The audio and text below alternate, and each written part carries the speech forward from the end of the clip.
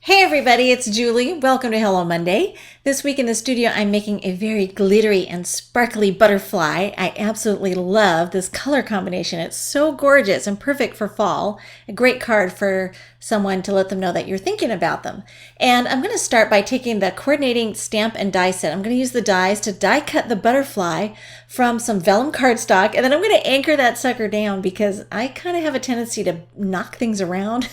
I've ruined more than one project by not anchoring it down. So I'm going to put a little dab of adhesive there to anchor that butterfly. And then I'm going to ink up the stamp with some Memento Nautical Blue pigment ink. This is the Luxe pigment ink. And you're going to need a pigment ink, or Versamark ink to do this particular technique. And I like to use the same color of ink as glitter. And you'll see why here in a minute. So then now I've got the butterfly all inked up, and I'm going to go ahead and apply the sticky stuff embossing powder. And this stuff is awesome. It's by Judykins, and it's a special effects embossing powder. Comes in two sizes of jars, and I get the big one because I use this stuff a lot. And the butterfly is so pretty, but I want to be really careful because there's nothing to hang on to there. So I'm going to go ahead and put it in my cardboard lid there, and then I'll take my heat gun, and I need to keep a little bit further distance than I normally would away from it with my heat gun, and I'm going to heat it till it just turns wet and shiny looking, and then I'm going to back off because you need for it to stay tacky and sticky, and if you overheat it, it will harden, and then nothing will stick to it. Ask me how I know. So now I can take my microfine glitter and pour that over the top and burnish it in with my fingers. And then I'm going to take a soft brush and brush off the excess. And I'm sorry, I'm not sure why my camera went out of focus there. But anyway, that's what I did to get the excess off. Set that aside. And then I'm going to take a great sentiment. This is from a friendship set by Hero Arts. And I thought it would make the perfect greeting for this particular design. And I'm just going to put that on some scrap white linen cardstock. I love white linen cardstock. It's so plush. And this is going to be a top folding card. And I'm going to go ahead and crease that fold line there with my Teflon bone folder, so I don't have any shine.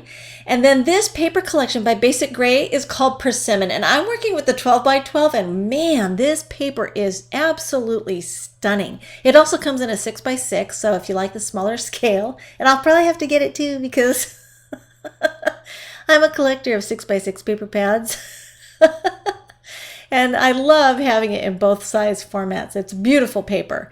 And I'm going to make some banner ends there by taking my square punch, and I'm just going to go ahead and line that up there diagonally in there and make my little fishtail banner ends. And then I'm going to just mount these to my card front in the middle. I want the tail ends to kind of be able to pop up a little bit. I don't need it anchored down completely. So I'm just going to glue the center of that down right there. And then my butterfly, I think I'll just take some glue dots because I really need something solid to anchor my butterfly there onto the card front. And glue dots seem to work really well for something like this. And they're not going to be seen because they're going to be hidden by the body of the butterfly. So nobody will ever know. And there you can see, isn't he beautiful? He's so sparkly and shiny. It's like, ooh la la.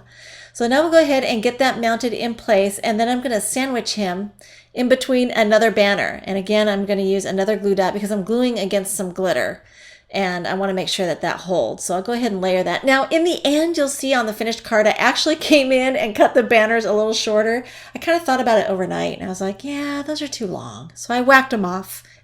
I thought the card looked better. So sometimes you got to do that. You got to let it sit for a while, simmer. Now I'm working also with a great button. This is from a set of buttons called Fancifuls, I think, by Tim Holtz, and they're just fun, and they're very funky, vintage-looking buttons. And I thought this clear one looked like a great glass bauble. I know this is kind of new for me. I normally don't put anything this chunky and big on my cards, but I thought this would be perfect. So there you go. I'm just going with it. And get some twine there tied in the center. This is a really nice ivory natural twine by May Arts. And then I'm going to glue that sucker down with some glossy accents because I kind of thought about it, and I was like, this is a really big bauble. So we want that to hold. And the great thing about glossy accents is that it's clear, so you won't see it. And then I've got my sentiment here, and I wasn't quite sure how I was going to deal with that.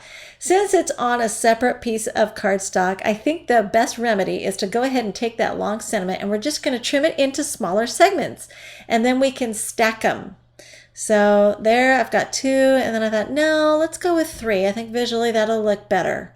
So we'll go ahead and 3D mount those to the card front, and I think that will finish it off pretty nicely. And there you go. So they're just all centered there right under the butterfly. And isn't that stunning? I just think he turned out so gorgeous. That microfine glitter in navy by Glitter Ritz. Super, super sparkly and pretty. Thanks for watching.